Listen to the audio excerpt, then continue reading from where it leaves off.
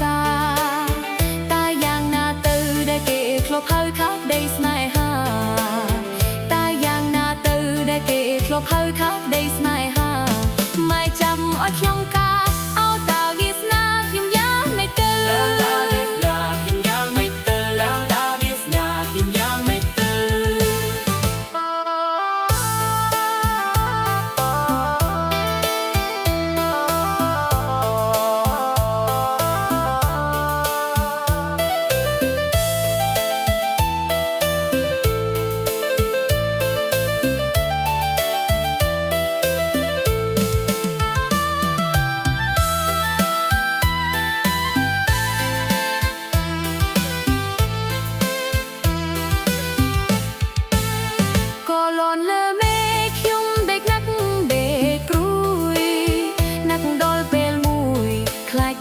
បាត់លែងរលំ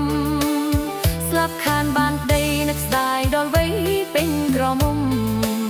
ស្លាប់ខានបានដីនឹកស្ដាយដល់វ័យពេញក្រមុំ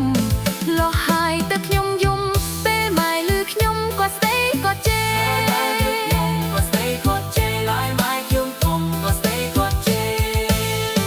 គេអបានដីឯខ្ញុំភ័យដល់យំ